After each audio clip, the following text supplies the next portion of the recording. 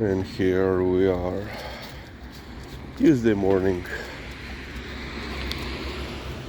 Oh, yawn, big yawn. Big yawn that wants some treats.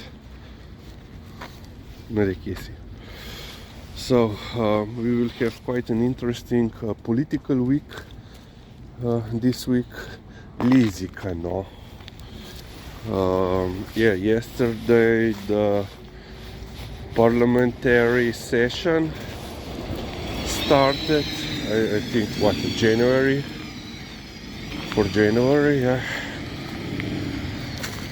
And currently the two hottest topics, besides of course all the strikes, are two interpellations against two ministers. Both were submitted by the largest opposition party, which is right of center, which was leading the previous government during the COVID, and one they submitted last week and one this week, both against female female ministers. One is a member of the ruling party, the Svoboda or the Liberty Party. Well, they are actually Liberty Movement. The second is the member of the Social Democrats, both left of center. And the first one is in the hot seat because last year she bought 13,000 laptops, so 13000 laptops. They say that they are without any operating system like Windows and no antivirus software, but I'm not sure.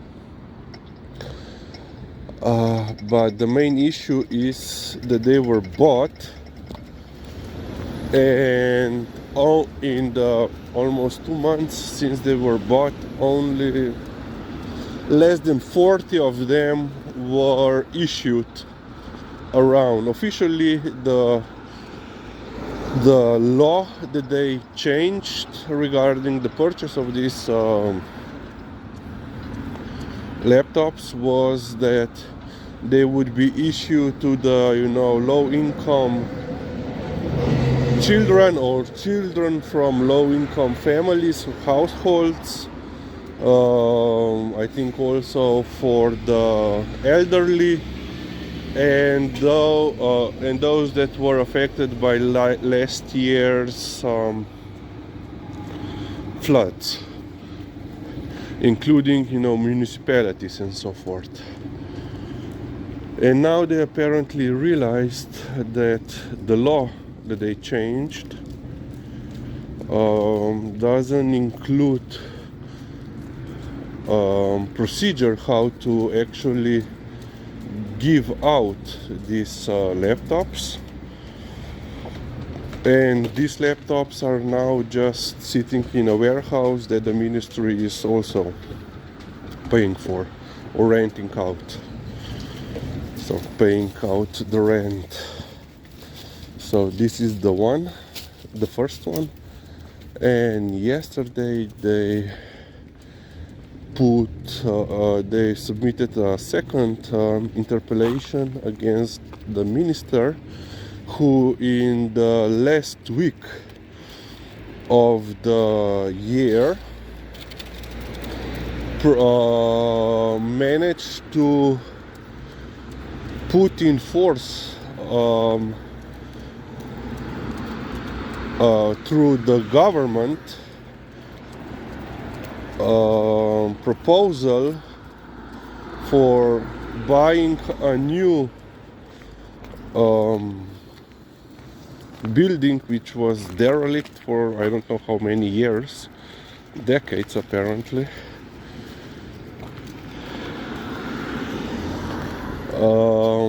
Where three of our higher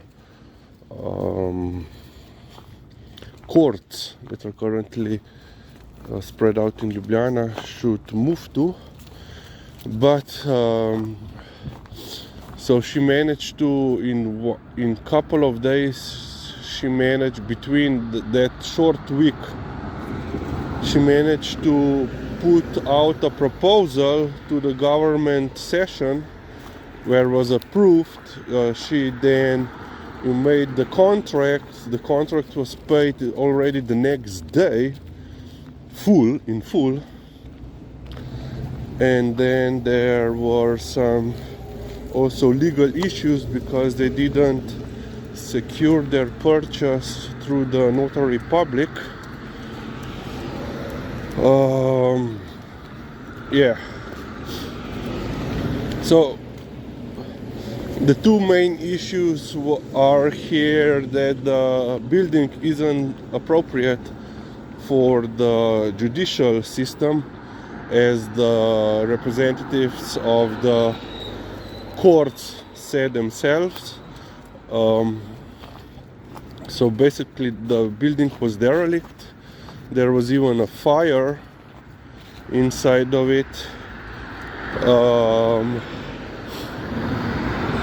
There were squatters and I don't know who else was living there. So the house would need quite a lot of renovation, plus it doesn't have any parking spaces. So we'll be right back. Liza has done her business.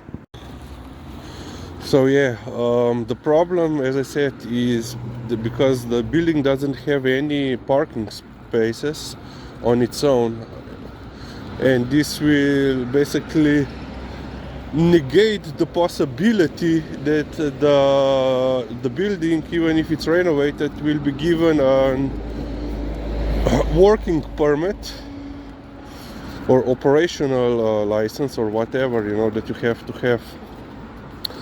And I think yesterday it came also out that even the possibility of renovating the building is quite difficult, because it's apparently listed as a cultural monument, as a first glass cladded building in Slovenia. And of course there were also issues that the estimation estimation regarding how actually large the building is, or how many square meters of useful area is, was unclear, because the ministry apparently didn't do their own investigation of the building there. So yeah, quite a lot of problems. And yesterday, so joj, Lizzy, kaj? Lizzy!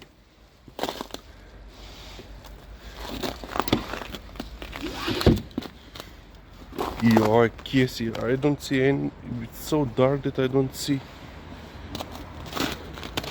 So, and yesterday the party, the Social Democrats party, their leadership had a session regarding this, and they submitted, well, basically they proposed to the minister to resign, because for both parties this is not the best moment to have any political crisis. Well, for none of the parties.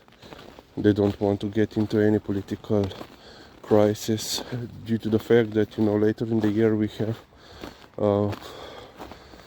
elections into the European Parliament, and those are highly paid, highly sought of jobs. Oh yeah, it's cold.